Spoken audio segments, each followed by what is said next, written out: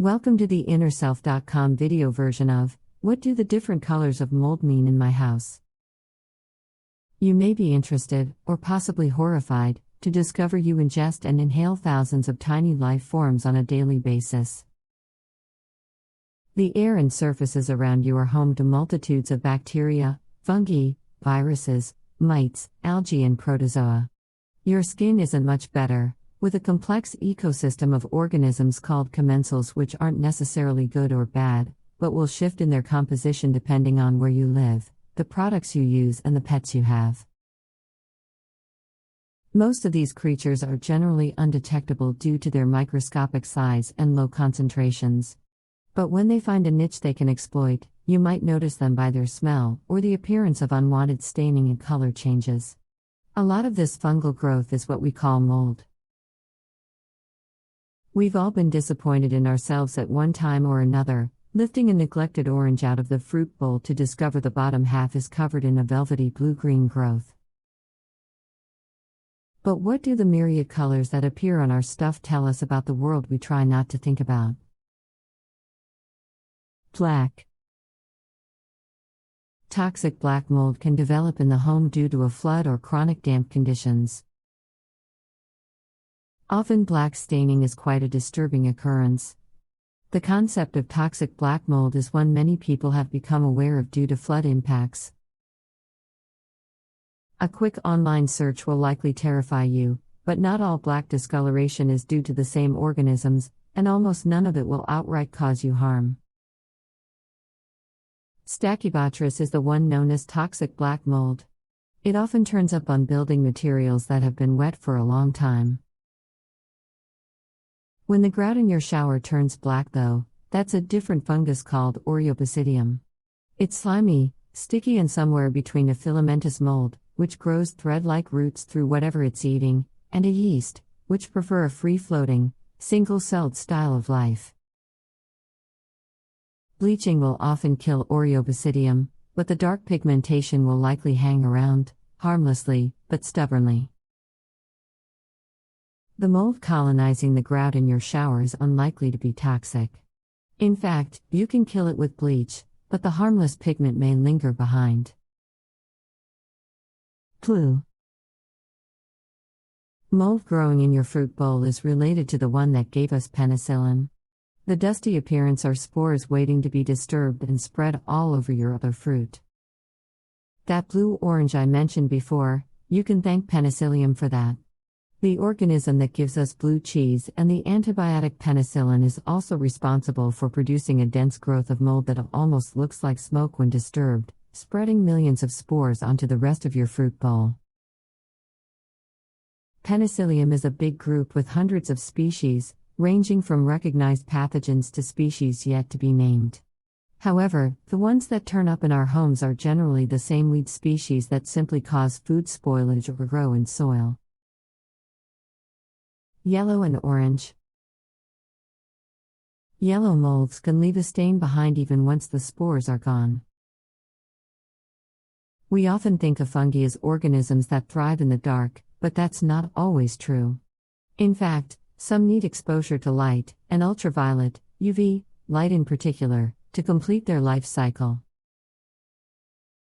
Many plant pathogens use UV light exposure as a trigger to produce their spores, and then protect their DNA by hiding it behind melanin-containing shells.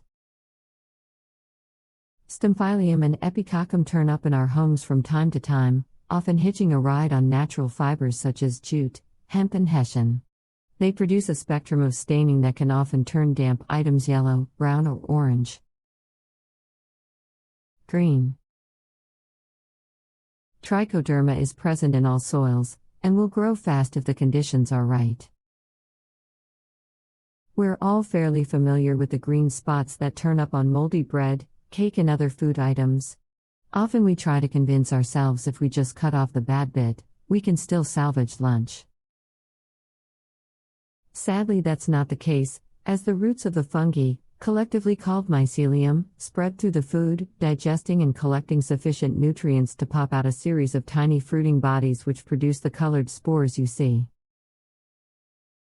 The green tuft is often from a group of fungi called Aspergillus. Under the microscope they look rather like the puffy top of a dandelion gone to seed. Like Penicillium, Aspergillus is another big fungal group with lots of species that turn up virtually in every environment.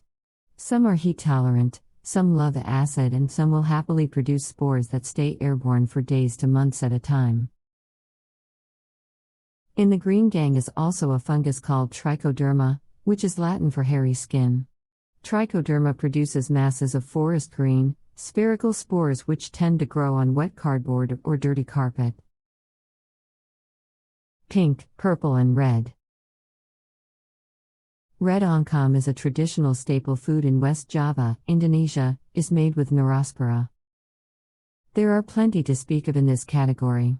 And there is also a common bacterium that makes the list. Neurospora, also known as the red bread mold, is one of the most studied fungi in scientific literature.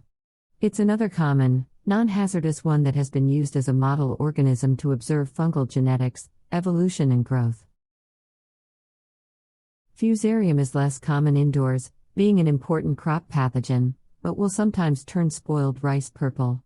It also occasionally turns up on wet cement sheet, causing splotchy violet patches. Fusarium makes large, sticky, moon-shaped spores that have evolved to spread by rain splashes and hang onto plants. However, it is fairly bad at getting airborne and so doesn't tend to spread very far from where it's growing. Finally in this category, that pink scum that turns up around bathroom taps or in the shower? It's actually a bacterium called Serratia. It will happily chew up the soap scum residue left over in bathrooms, and has been shown to survive in liquid soaps and hand wash. Some of the pink stuff in your bathroom isn't even mold, it's bacteria. White. An example of Eiseria farinosa growing out of its host. When fungi were first being classified and were eventually given their own phylogenetic kingdom, there were lots of wonderful and not strictly categorical ways we try to split them up.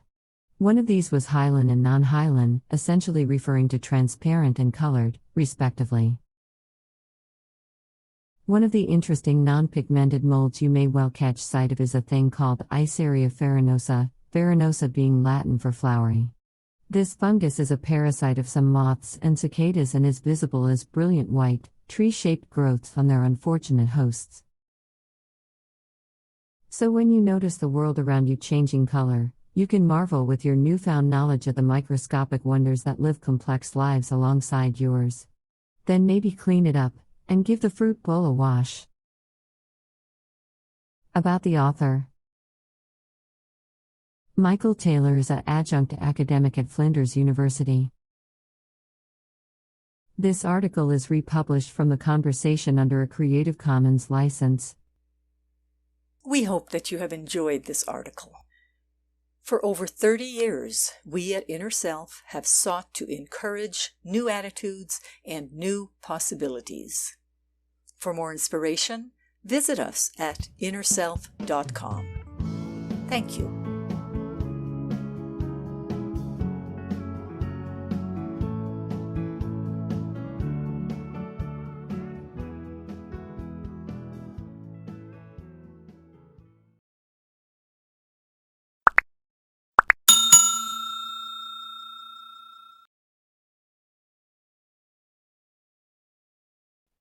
Visit the Inner Self Market for new attitudes and new possibilities. You'll find inspiring books, wonderful music CDs, audiobooks, card decks, candles, jewelry, gifts, all kinds of wonderful things. Visit us at market.innerself.com.